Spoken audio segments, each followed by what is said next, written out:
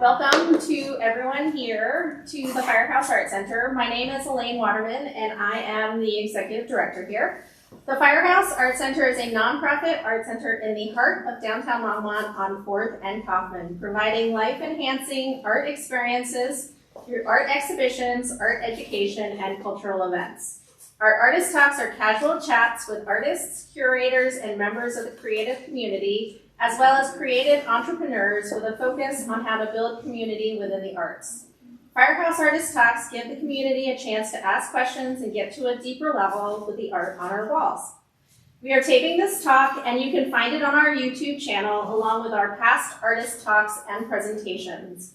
Our next talk is scheduled for March 19th with Angela Bellowian and Joanne Purvis, the curators of Captured Images, a retrospective of Tony Umelee's work.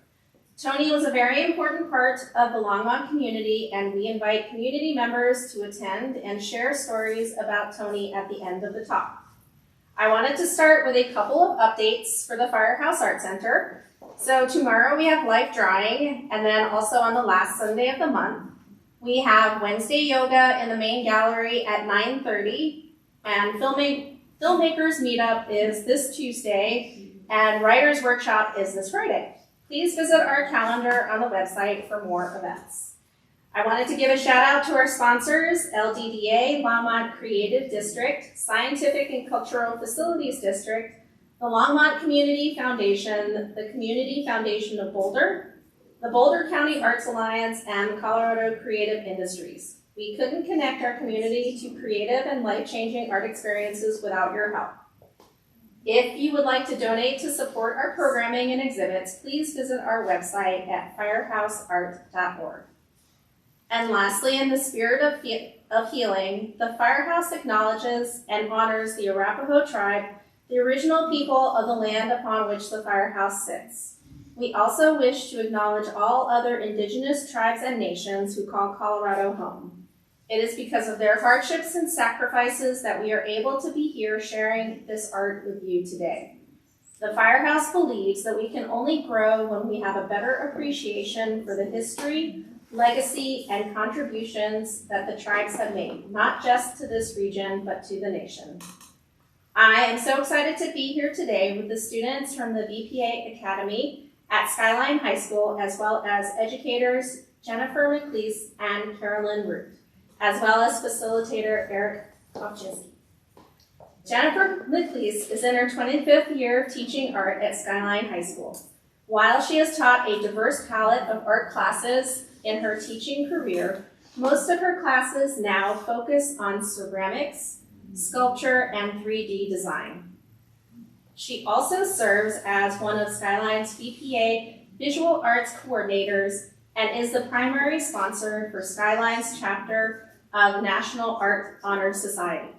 A professional artist in her own right, her most recent showing of personal artwork was at a collaborative NAEA Art Source show at Next Gallery in Lakewood titled Courageous Creations. Carolyn Root has been an art and music teacher since 1996, mostly teaching art. She spent the last 8 years at Skyline teaching drawing and painting. She has a BA in art education, is married, and has 2 adult sons, both of whom are pursuing the arts in their careers. Also a professional artist, Carolyn exhibits locally in northern Colorado and hopes to find a wider audience in the next few years, maybe transitioning to the life of a fine artist. Today's facilitator is Eric Kawczynski,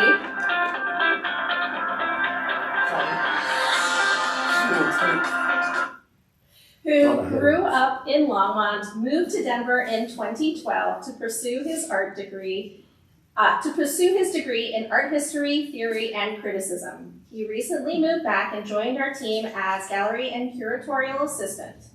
While participating in art in undergrad, Eric discovered his love for writing, pottery, and media design. And I also wanted to give the students a chance to introduce themselves. So if you would say first, last name, and your grade, I guess. You start. We're starting here. Okay. So my name is Logan Rosebrock. I'm a senior at Skyline High School, and after I graduate, I plan on going to college for mechanical engineering. I'm Grayce Wojniak. I'm also a senior at Skyline, and after I graduate, I'm going to go into fish, wildlife, and conservation at CSU. I'm Seplavy, senior at Skyline, and in my future I'm planning on going to UNC for a degree in digital media. I'm Skye. I'm an Indigenous artist from New York, and in the future I'm a sophomore, so I don't know what college I'm going to, but in the future I want to pursue the arts and stuff. Awesome. And then I'll pass it off to Eric. Thank you all for being here. I do want to start with the students. For all of you, what mediums have you worked with, and what are your favorite mediums? I guess we're gonna keep. We can go down.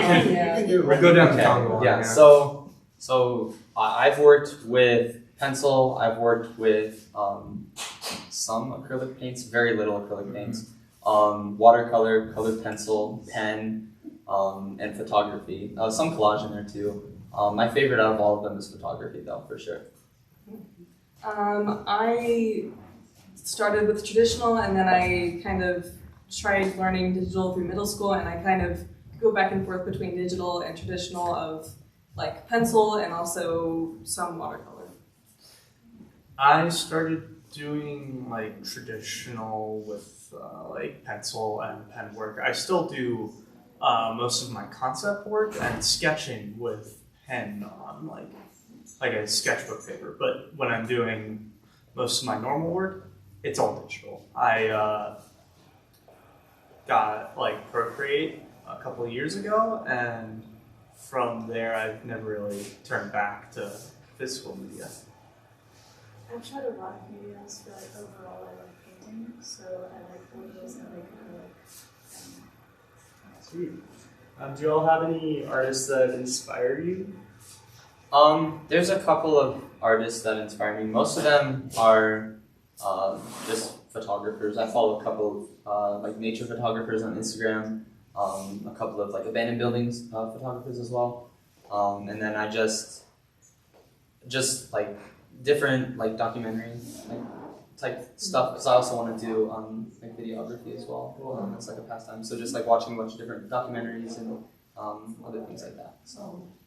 I'm really into Alphonse Mucha, a lot of like pre-Raphaelite stuff, and I'm also getting into like Kumomi Shirahama, who is a manga artist, so I'm looking into like different manga artists and all that. But a lot of it is like artists I find on social media and I obsess over. Most of my inspiration comes from artists of fighting games, like the people who make Street Fighter and King of Fighters, and also the work of manga artist Akira Toriyama. He made Dragon Ball. Obviously, as someone who draws a lot of fighting and action, his panel work has inspired me to just look at how I approach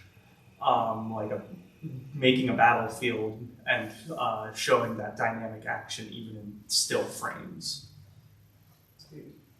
So my work is very culturally inspired, so I take inspiration from lots of Indigenous artists, like Three Feather Studios, Danielle C. Walker. So, and just traditional design work, so like embroidery and beadwork, like woodland designs. Sweet. A lot of this work is digital. Have you all considered, or have you all taught anyone else digital rendering, or any part of your craft? Have you taught anyone else? Well, I got Liam into Procreate, I feel like. I think you asked me about like which programs, but I never taught anyone. I usually just, like with digital, I kind of wing it and try to teach myself first, and then when I get into the little thing, I use YouTube, and then I think that's what a lot of us do. Is Well, in advance to the Grayce convinced me to do a series of pieces in digital, and I decided I never want to touch digital again. But it's fun. I would say like I was basically told by Grayce and also research from my parents and hell, even my cousin back in New York, use Procreate. It's one of the best like digital programs on an iPad. I don't teach many people. In fact, I'm usually the one getting taught things by someone who is Who's also present. who's right here, and then also Abby. Abby Basin, who could not be here today. Rest in peace. She's not dead. She's at work, probably watching. That's like She learned digital much quicker than I did, and has taught me many things about it. So. Yeah, a lot of it's collaborative. Like, if we find out, like, a pen that works really well, we'll be like, you need to try this out now. Like, or, like, Skye taught me how to, like, make your own pens and, like, which pair pens work the best. Yeah.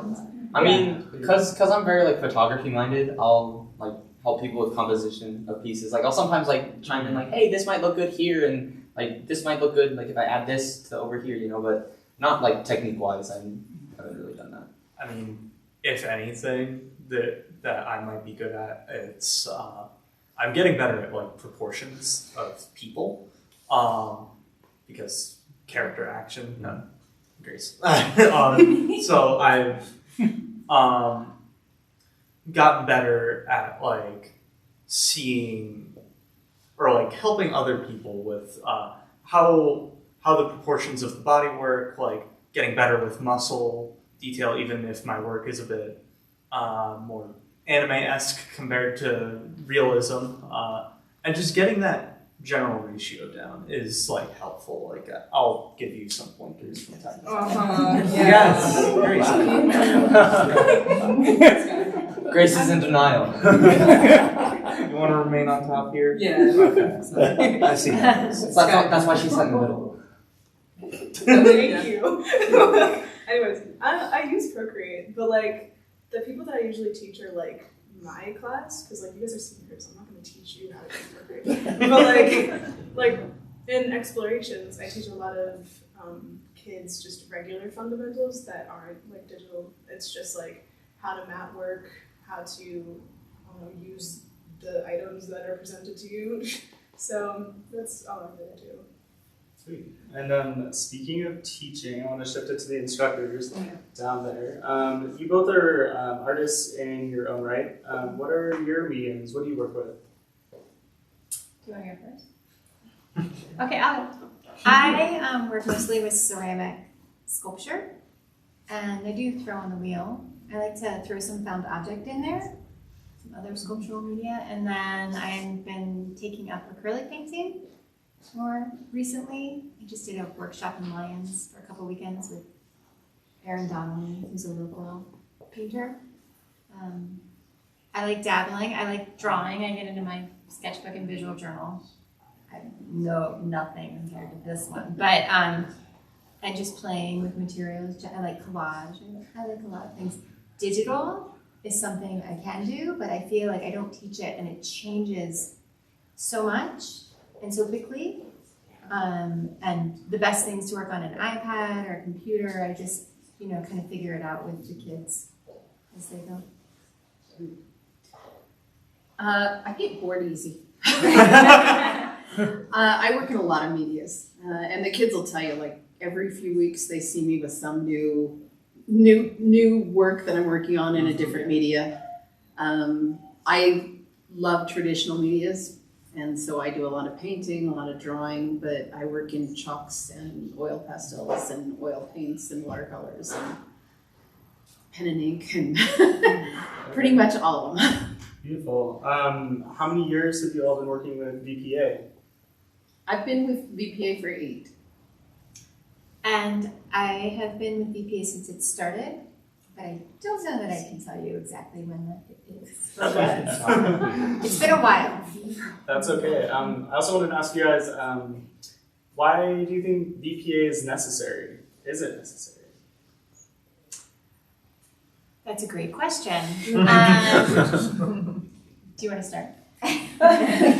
You know what? Actually I do.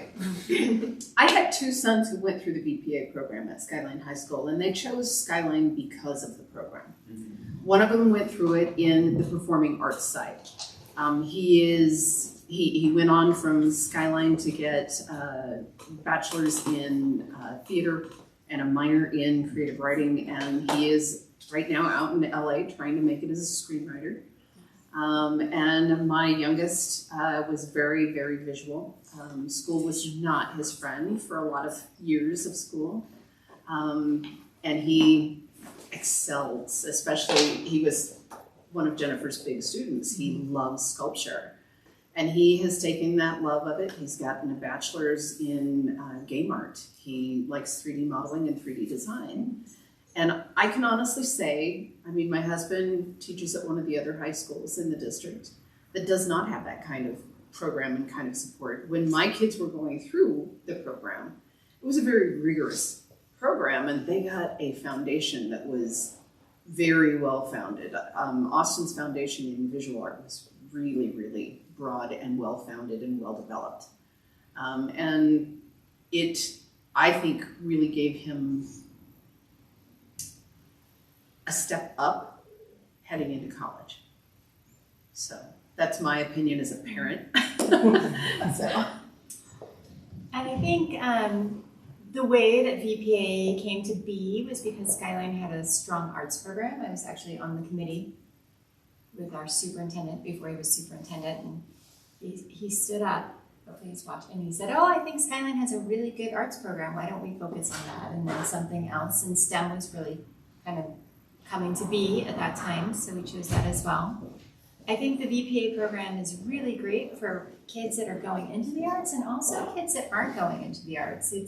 You can learn a lot about being creative, about problem solving. I think some students will come in and they just, this is their time to kind of dive into this passion, gives them something interesting to study. I think it's good to exercise both sides of the brain. I think it really, and the students that follow it through have these special, I think, are good experiences in being able to show places like this, the community that they find with each other.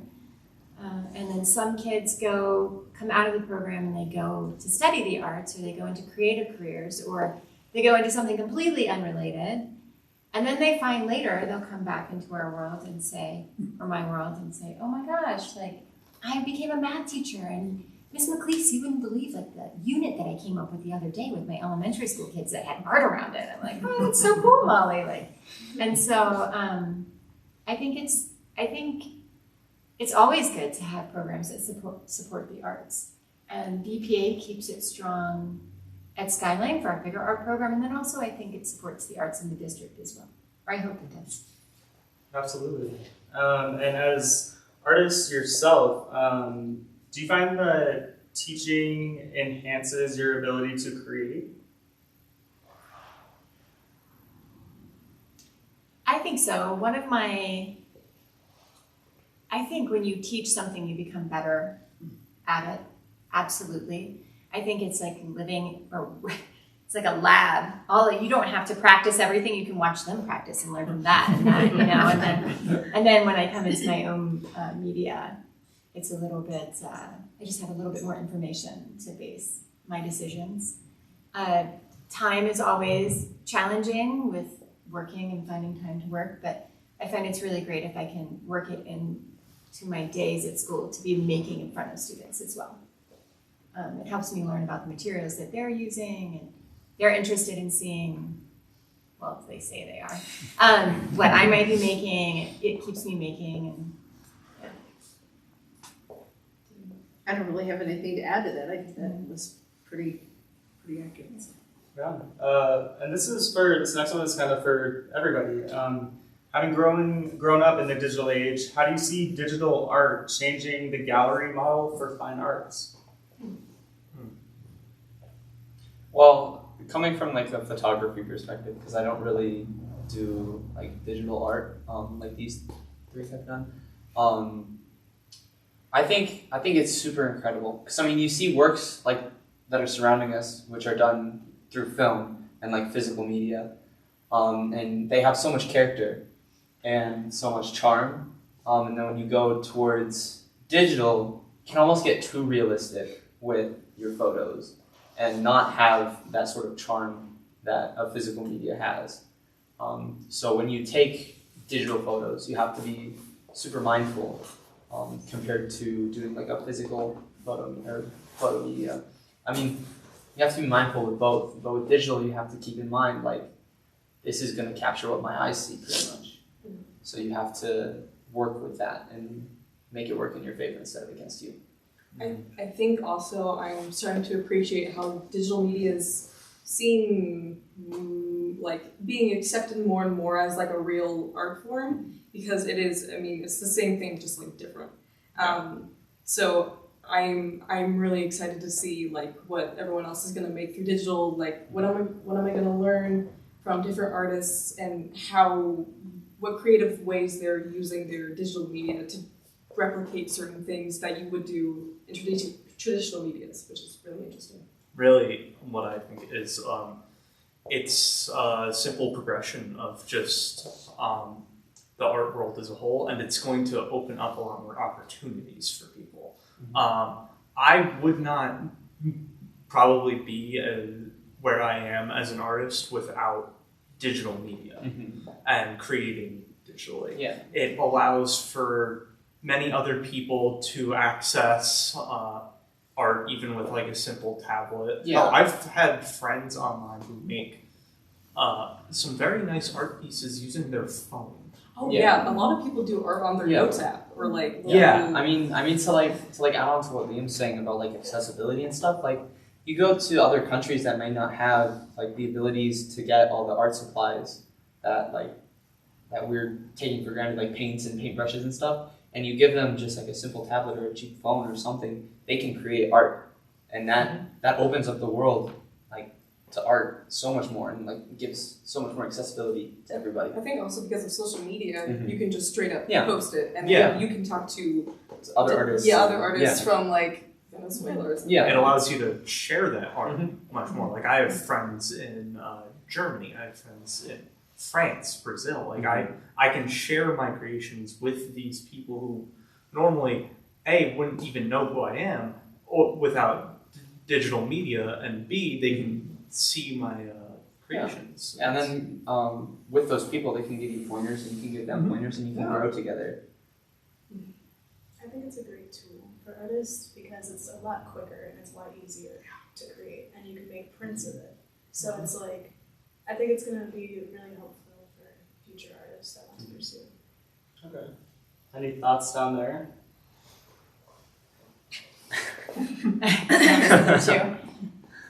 I think there's a big transition coming. I think the thing I'm most concerned about is maybe AI. That was my next question. Yes, coincidentally, what are your thoughts on AI art? So AI art is, the thing is with music, like there are music making generators online, but there are laws to protect that you cannot use sound from like copyrighted like artists, like musicians. So if they can have a law like that for their work, which is still art, why don't we have that? And I think that's just because since AI art is such a new concept, like, well, it's not new, but like it's more advanced now, so people are more like seeing it now. Those laws are going to come in, but until that happens, we really can't do anything because it's being trained on other people's work. Yeah, I mean, it's a bunch of people who are making these programs highly advanced that are able to take reference from basically anything on the internet that's posted and just take it without credit. Like, let's say I create like a picture of something. I'll just say like Super Mario as an example. I make a picture of Mario, and then some guy on the internet using an AI art program says, make me a picture of Super Mario in this style referencing my art. The AI is going to steal my work and reference it in order to create something that is, in essence, soulless. Because Yeah, and also it's like, it's scary because it's like it kind of, a lot of discourse, it kind of takes the appreciation of the effort into art out of it because it's like, well, this is so easy, why don't you just do that? And it's like, this took me 50 hours. So I'm kind of on the fence on this issue. Like I'm a super like tech person. Like I love technology so much, and like coding and AI and stuff intrigues me like a ton. But then at the same time, I'm an artist who wants to protect my work. I mean, I think the technology is amazing, but as of right now, I think that there's so much that could be worked on to make it better. Like it's great right now. But like Liam was saying and like Skye was saying, like it's taking art from artists. I think until it gets to the point where it can like synthesize art on its own, then it's borderline unethical. And also, on an occupation standpoint, companies can hire the AI to do what graphic designers do. So it's like we're kind of out of the job.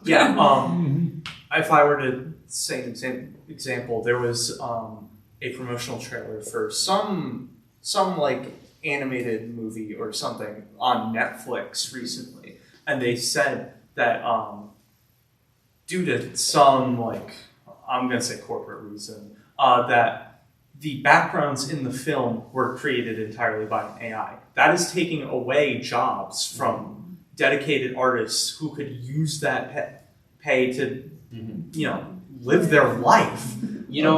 And having a robot just take that and go beep boop. I looked up each picture. I mean, also like, I feel like if the companies that are making these AIs, can employ artists to make the AI better. I mean, like, then that way the artists still have a job, right? Because they're constantly creating new art for the AI to reference and new styles for the AI to reference, but they're actually getting paid for it this time instead of it just being stolen. Yeah, But then at that point, why don't you just hire the artists instead of hiring the AI? Yeah. But I just figured because that way then it could be like a huge net of people, See, I see this from a totally different perspective because like I'm totally in favor of the AI. Like, I think the problem that I have with it is an AI can do in minutes what it takes weeks and weeks for an artist to do, and the devaluation in the work is what concerns me for our future. That's what worries me. But AI art still isn't perfect.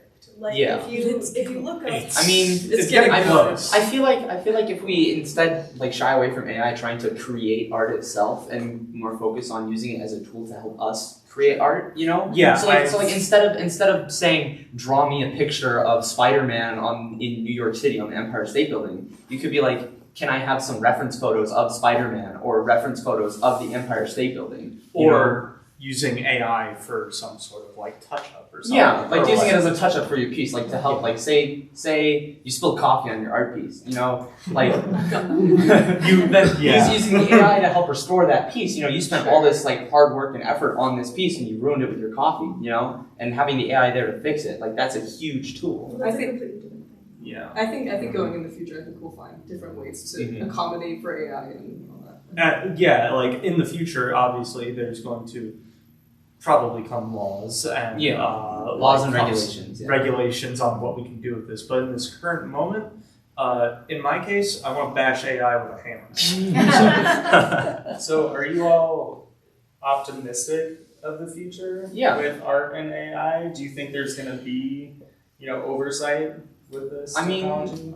I sure hope there is. Yeah, well, I mean, I'm super optimistic. I'm hoping that like they can like coincide together. Kind of like AI assisted art. Instead of just AI art. Like that's the future I'm hoping for. Is that artists can work together with these like technology companies and create AI assisted art.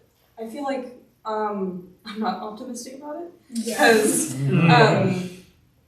I mean, I feel like artists are already undervalued, and I feel like AI and the importance of tech now is like, you can put so much money in and it's so profitable. Why would you pick an artist's work over something that's so like profitable, right? And I don't think our culture, I guess, is as forgiving about this. I'm terrified of that future where instead of artists getting jobs of creating, a corporate board is going to see the potential gain of profits from just using AI. I'm scared that in the future, when I'm done with college, am I going to be able to find a job in the arts? Is that a possibility? I'm not sure. And part of me wants to fight to make sure that I can, sustain myself in the future creating art. I don't want some AI taking my job in seconds, what I spent multiple years perfecting my craft for. There's going to be there's going to be a very big backlash. I know that, and I feel like what's wrong with it now is it's so young. It needs to be regulated. It needs to be nurtured. So like, once those laws are put into place, then these corporations will not have any work to put into the AI. There's always an input for the output to create. So either way, if AI art continues to reign or whatever, which I think it will, because there's no way that they're just gonna throw away their research, because it's their passion too.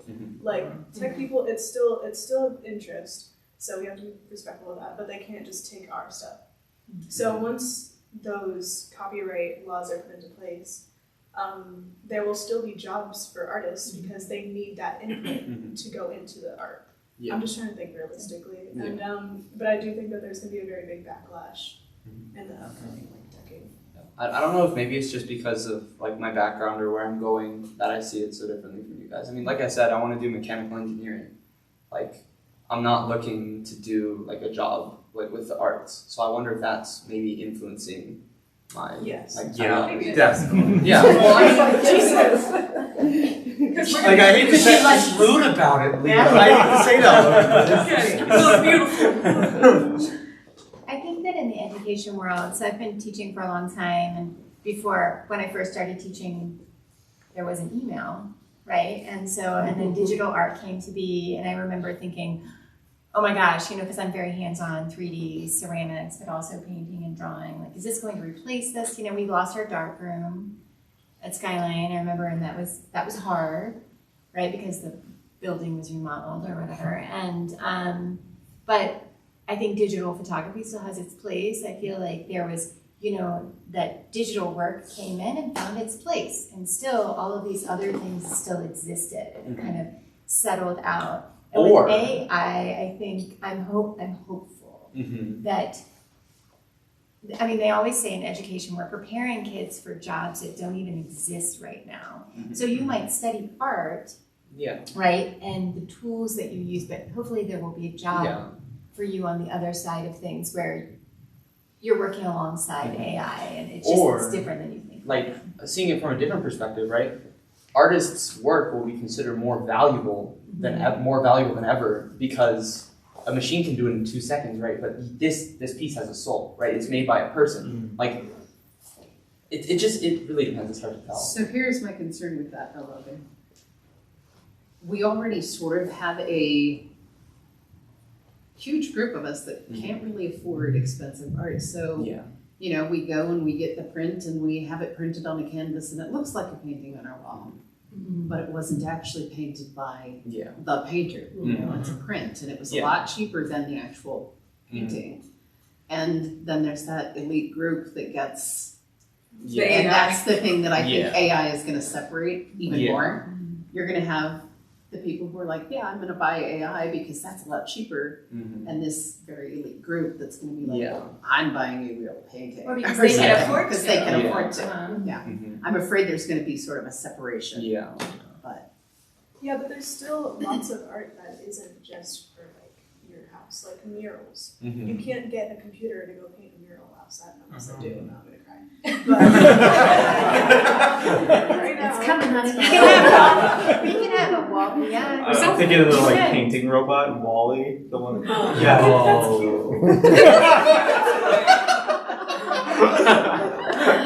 So if it was a cute robot doing my job, then I would. AI's fine as long as it's You put some Hello Kitty stickers on it. There we go. Now you got me sold. See, if you get the artists to design the robots. Oh, that's just depressing. Now you're making us go into STEM.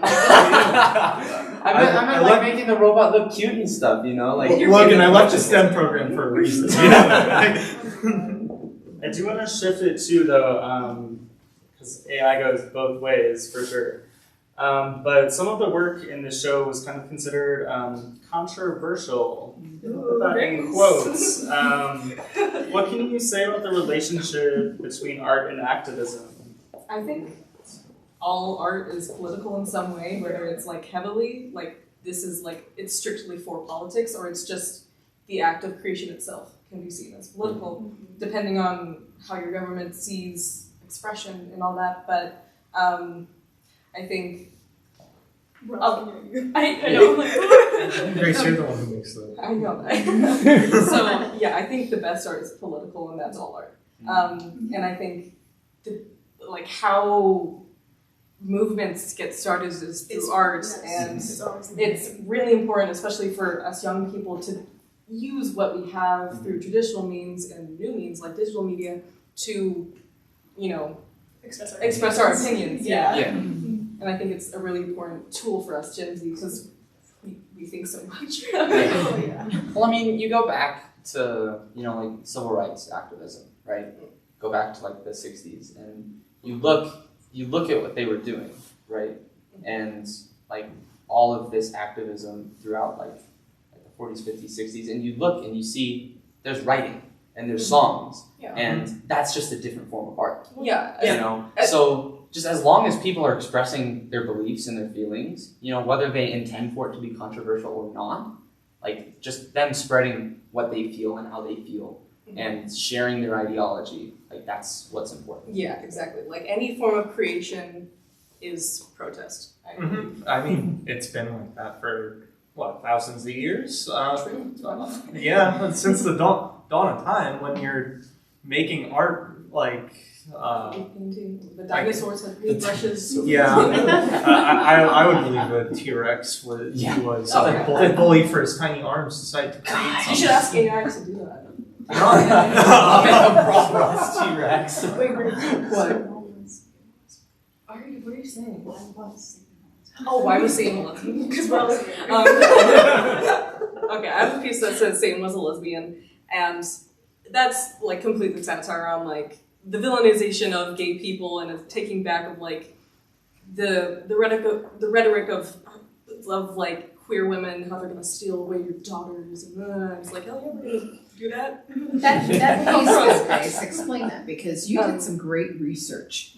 Oh yeah, on okay. that piece. So that piece was about the Hays Code of the early 30s and through the 60s.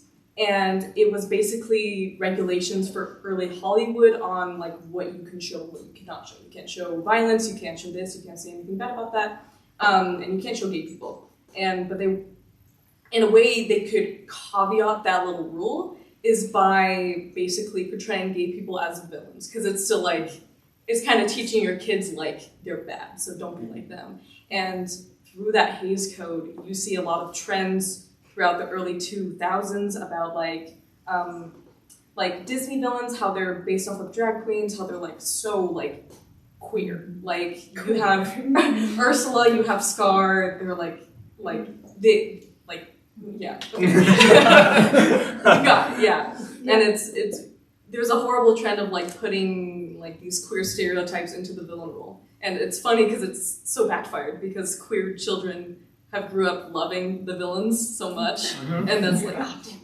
But so that piece was based off of a zine that is about like Satan coming into the form of a woman and stealing away your daughters, and about early silent films of like Dracula's daughter. Again, that predatoriness of queer women stealing your daughters and stuff. All that. Yeah, people don't realize how much research goes into these controversial pieces. Yes. Because like when you're at a gallery, you look at this and you're just like, you don't know what's like. I like that color. Yeah, it's like they don't understand like. They don't understand all the references. The history that we do, and like so from my piece, which is I know the next one that we're going to talk about, I drew a vulva. And apparently that's really controversial. Oh my god, there's children. So, it's cultural. And so, like, I've had people be very upset that I drew a vulva. And it's like, it's the fertility goddess of the Taino people. Can we, what did you expect me to do? What did you expect from me?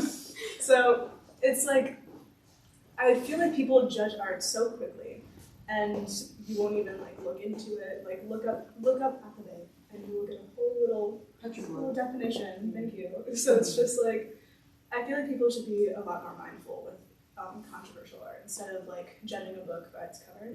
When I know that you should do that sometimes, but especially with cultural pieces that are obviously like have cultural inspirations behind it, then you should be a little more sensitive, because not everyone, like Indigenous people, we're not just feathers and buffaloes. Like we have so much more culture behind us, and it's very frustrating when people see your work in this like 2D manner. It's just like flat, and like there's no.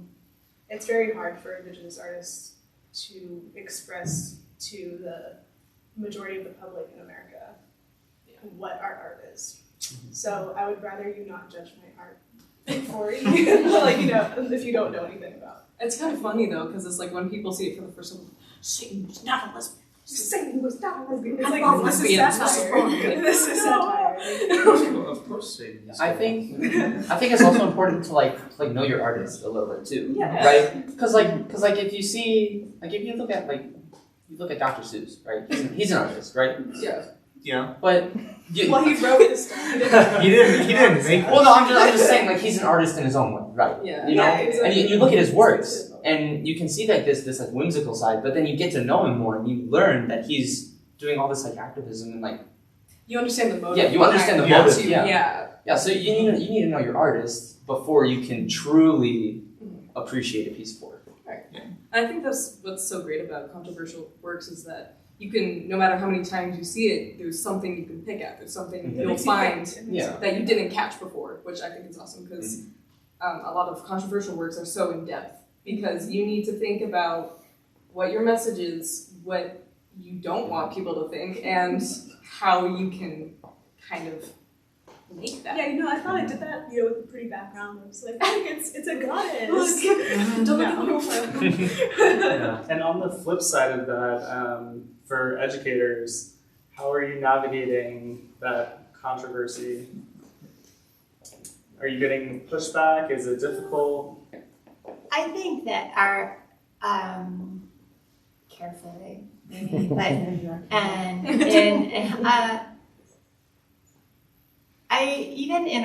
right now we have a class that's for 9th and 10th graders in our academy, and we had a unit around controversial art, and we asked them to create a piece with a message, right? And we talked about what controversial art might look like, and we talked with them about how then there's an audience for this work, and how within the classroom that was good, and we wanted them to look for themselves, we wanted them to learn how to really find their own voices, but the hallways of our school might not be the best place, are not the best place to display some of these things, because there are people that come through the hallways on tours that aren't going to take a moment and really look and just, we don't want somebody to be just in passing to not really take in the meaning or intent of this work and then to form an opinion of our entire school based off of that. Even if it's not,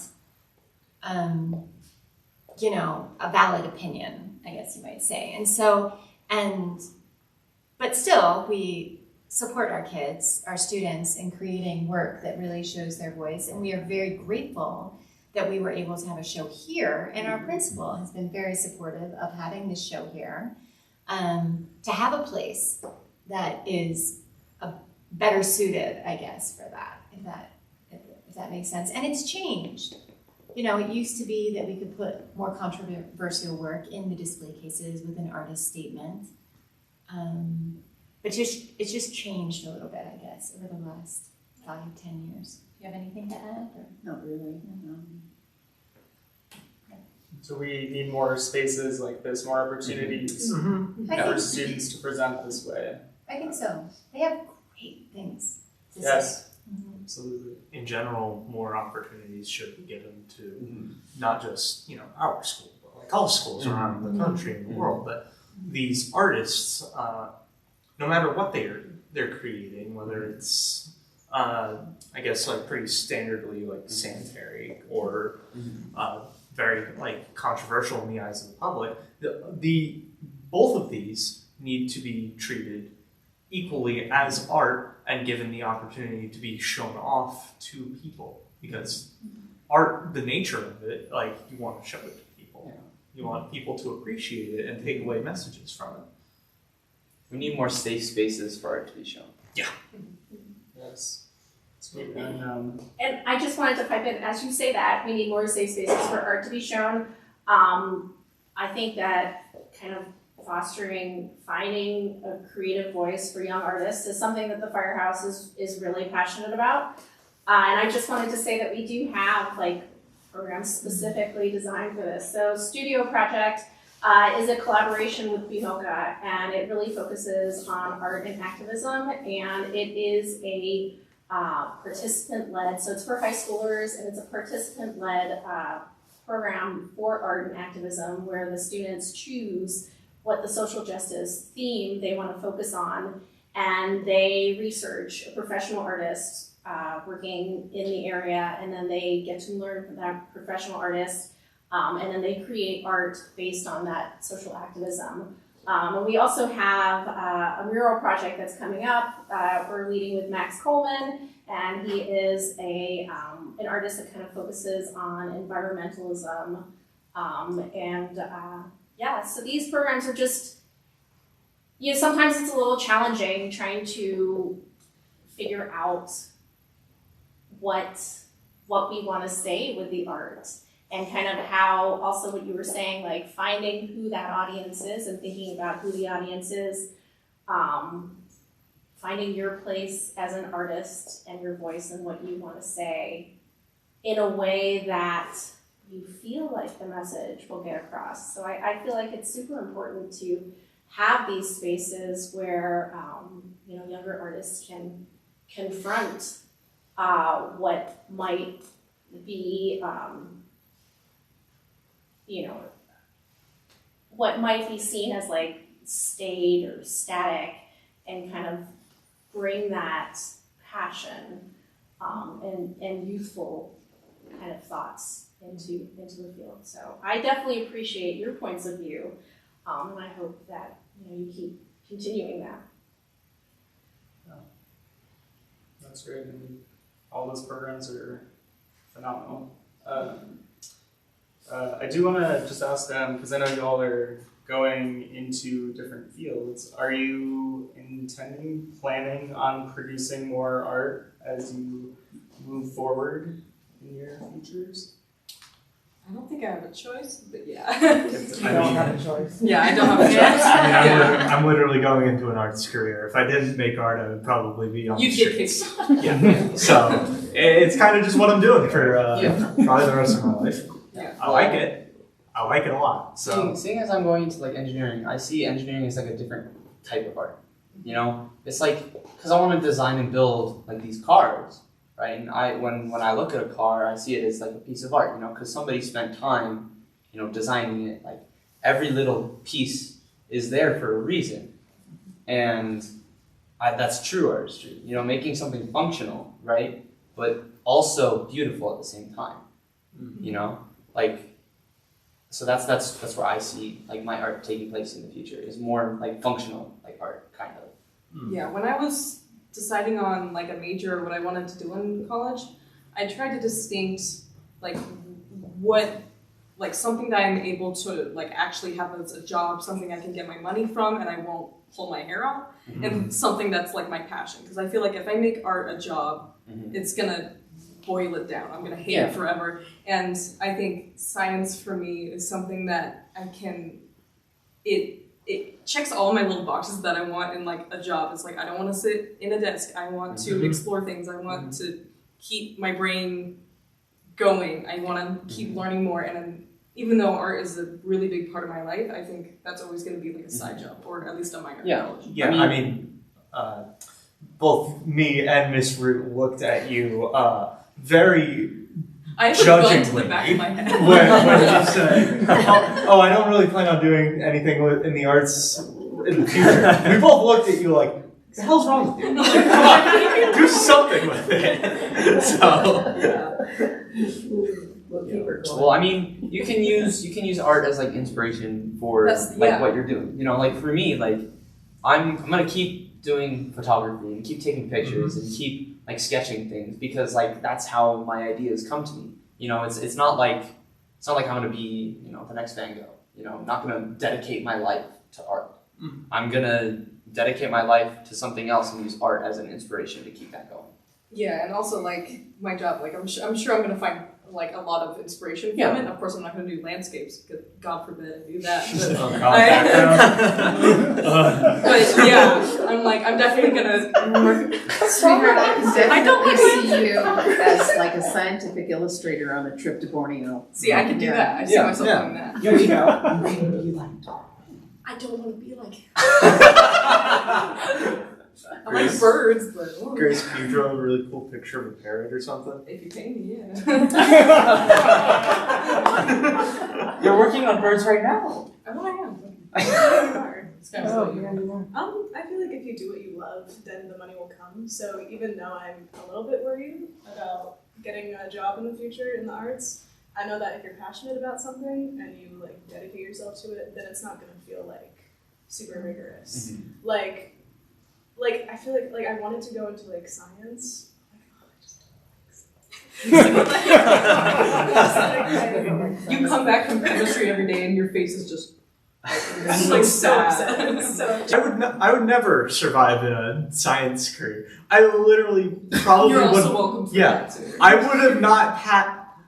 would not have passed chemistry if Grayce were not here. no, I want to say that. I never got an award for that class. Yeah, we'll make you like a little medal out of it. It was like world's best dad or something. and Dad's crossed out. It was like great. Chemistry student. My one class. No, you should get a medal for passing chemistry. Like I had an A+ consistently in that class. I don't know how. It was YouTube. We are going to turn it over to the audience here for a Q&A. Denise. Yes. Skye, did you come to Colorado for this program from New York? Okay, so when I moved here from New York, my mother actually gave me the option to pick my school before we moved, so that we'd be in the district.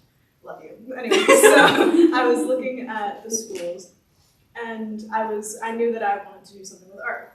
So like, even though like science used to be my passion, so I was like, I wanna pursue art. So I was looking at all the high schools, and I was like, Longmont, Silver, whatever. What was it? Ooh, silver. I still feel like a tourist. Didn't you join Skyline because that has your name in it? Okay.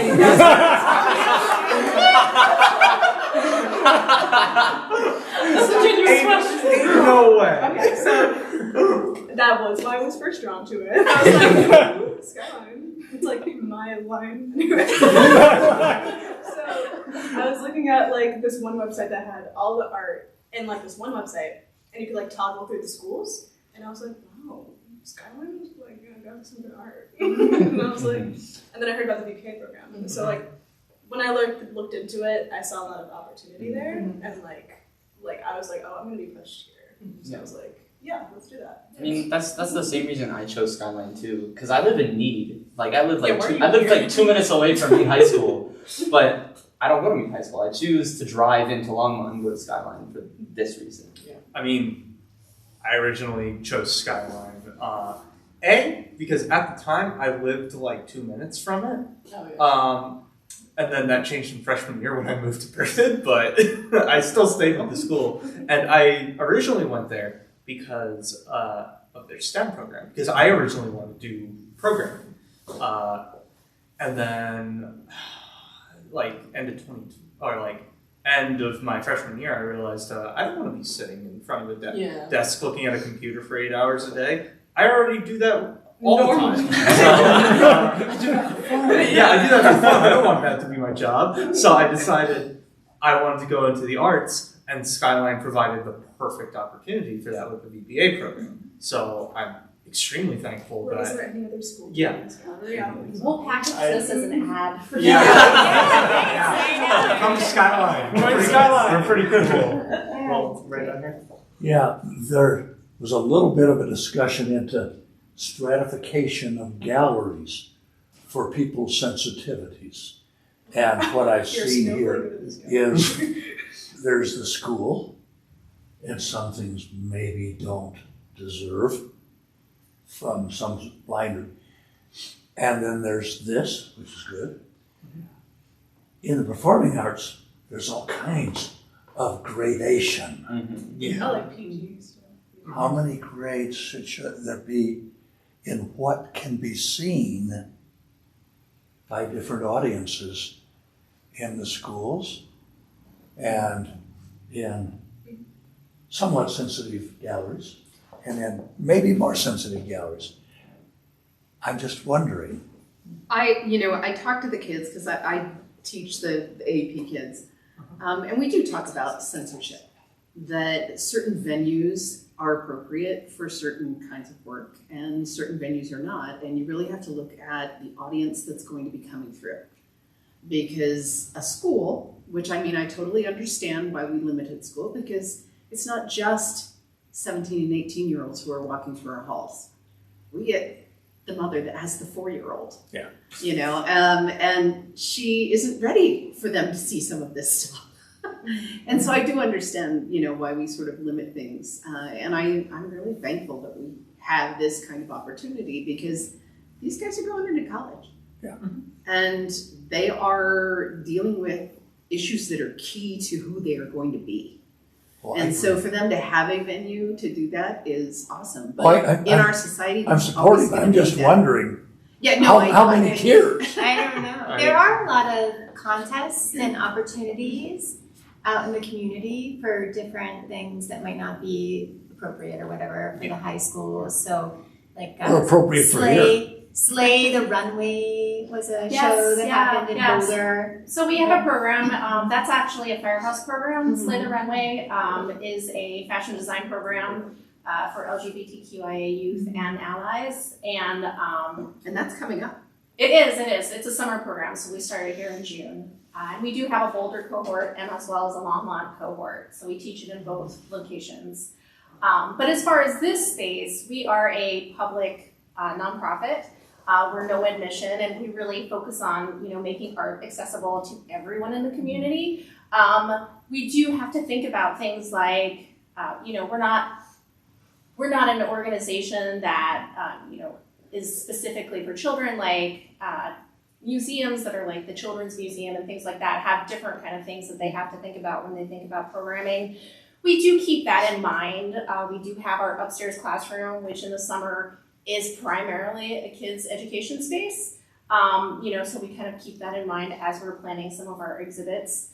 But we really try to keep this a space that is open for creative expression, to create a space that might have discourse that is a little bit challenging. So, we invite challenging conversations, and we hopefully are a safe space for those. Okay, right now, with home printers and being a mechanical engineer that I would like to be, right now, you can't do fluorescent colors. Now, as a mechanical engineer, do you think that that type of color that can't be duplicated now would eventually be added? Yeah, well, we go back in time to like the nuclear age, right? And there was so much stuff that glowed, And then we had that innovation, and we looked at it and went, oh, that's gonna harm us. So then we, gosh darn it. So then we started looking at it in different ways. I think that as technology progresses, we're going to be able to get more and more realism and more different colors and vibrancies and shades and luminosities and all of this. Shapes and colors. So right now AI does not have that, neither does it have glitter.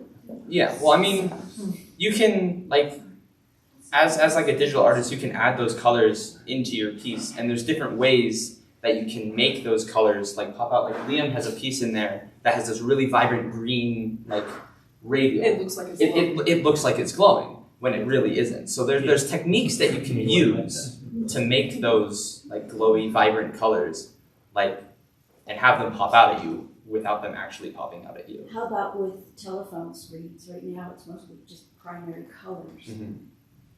Are the colors with technology eventually add fluorescent?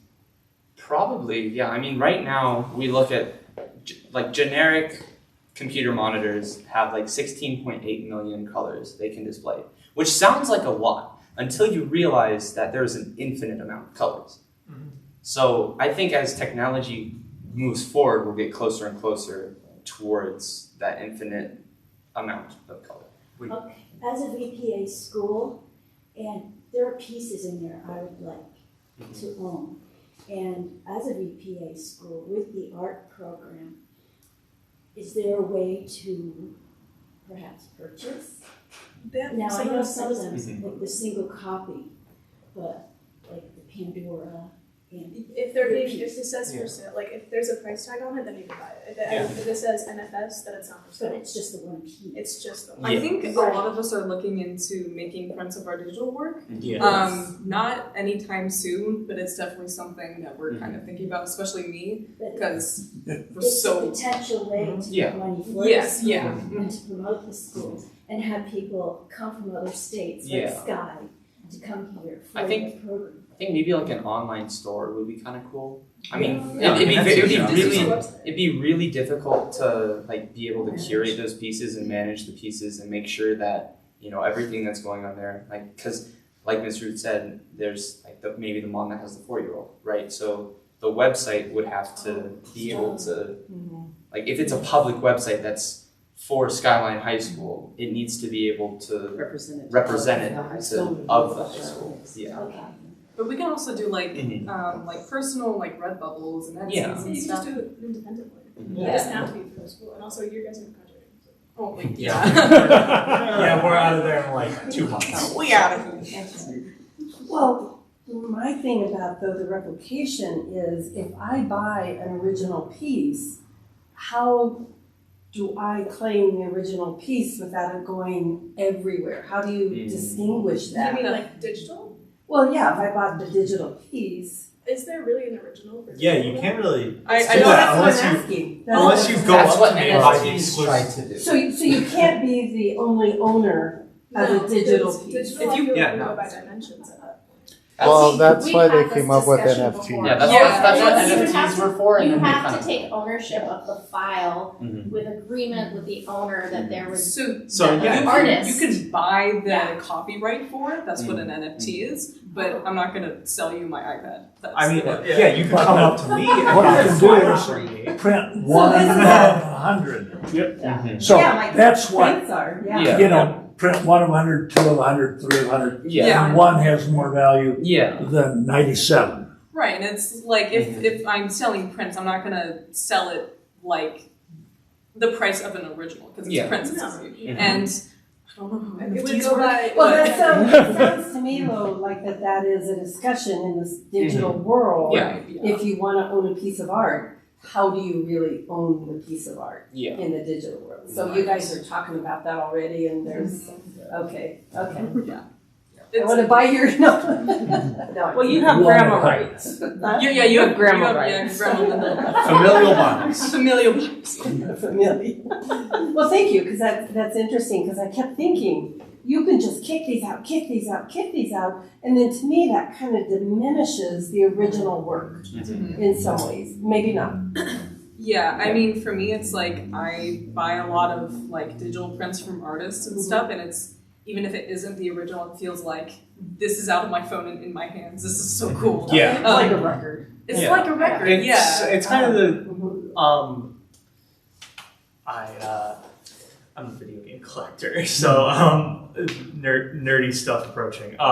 It feels like going from playing a game on a computer emulator, like having a specific software that is meant to emulate the use of the hardware compared to holding that original like cartridge of that game. Yeah. That's why people charge so much for it, because it's different from like, sure, I could go on my like modern computer, type in like, oh, I want to play The Legend of Zelda or something on my computer and have an emulator of that.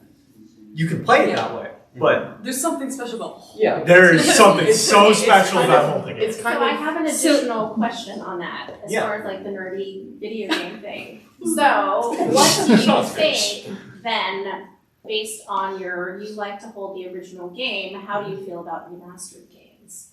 Which is taking an original artwork and Really depends on the quality of the remaster. I mean, you'll sometimes have good remakes where they take the essence of the original game, but either they fundamentally change it to make it more approachable to the modern day, or they keep that like same like feeling of it alive. I'm trying to think of like a good remake of that, but I don't need to go into specifics. And then sometimes you'll get bad remakes where it feels like it's basically cash grab. Yeah, it feels like a different game almost, you know? Like if...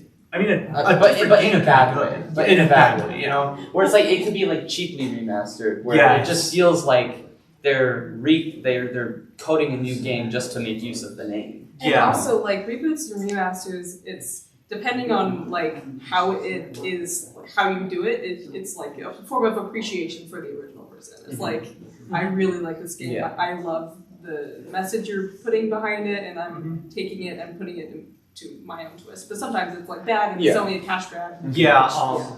The best example I can think of is there's a game that came out relatively recently. It was a remaster of an old, like, 20-year-old RPG game. And the remaster of the game does not work. Like, the game is fundamentally coded poorly. It is not playable. I don't know how that happens, but... Well, to counter that, do you know the game Shadow of Colossus? Shadow of Colossus, yes. The original on PS2. Yeah, it started on this little tiny screen, and the remaster just boosted the quality. So I feel like this was really old games, and I feel like as technology progresses, there's always room to refine the work.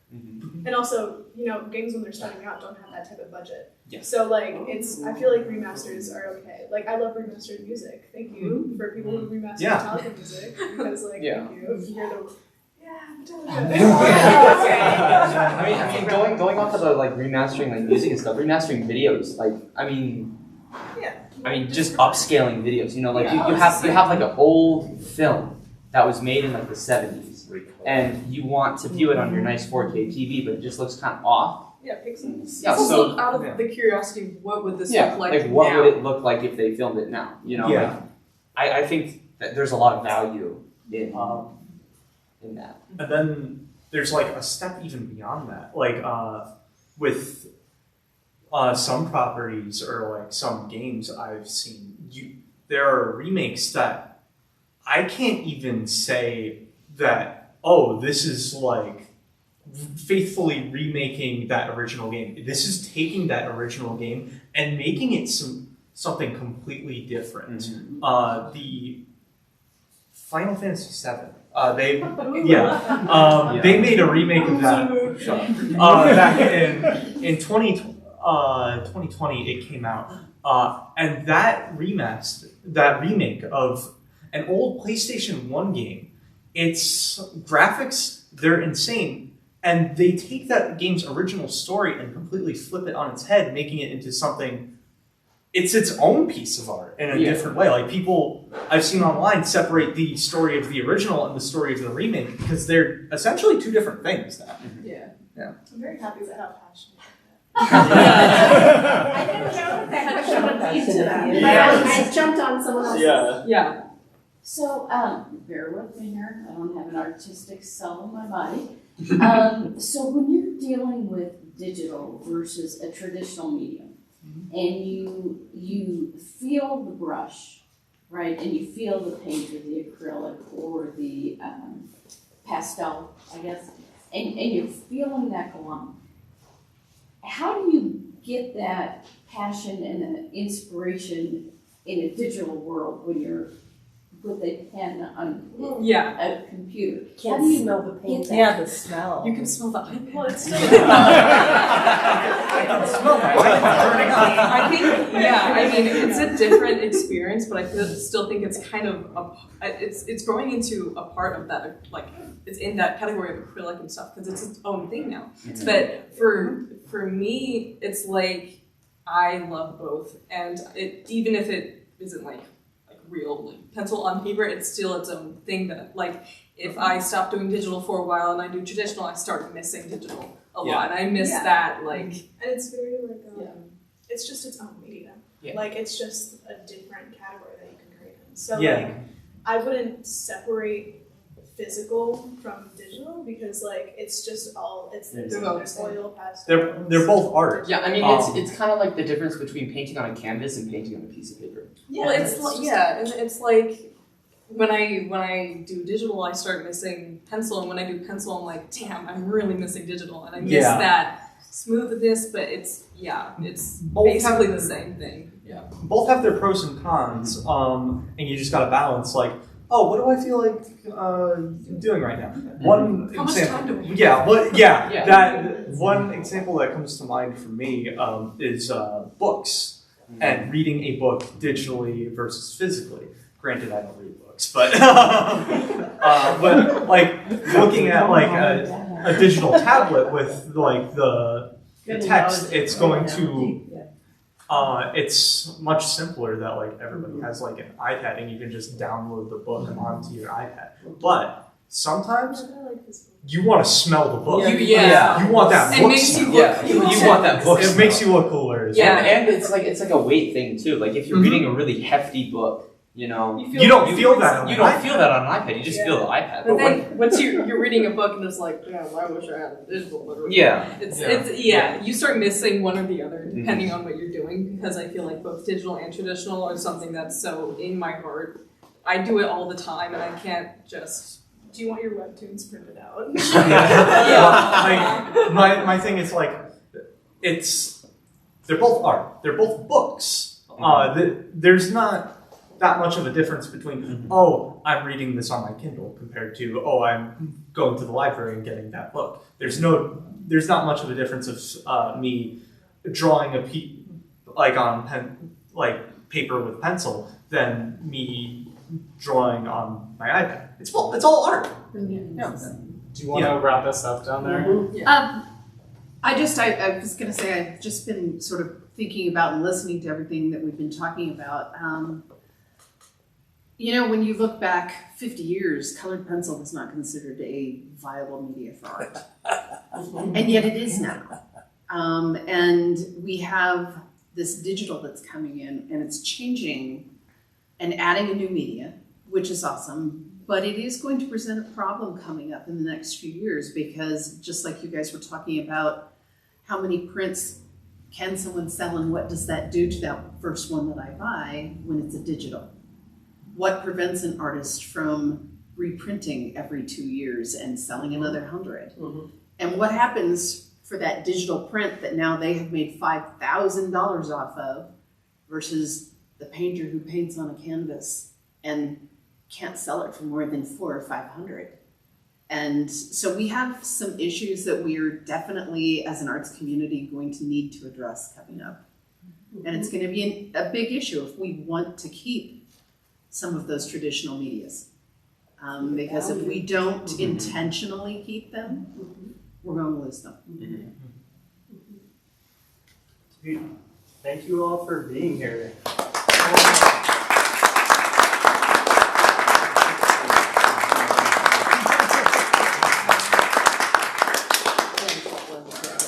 Thanks.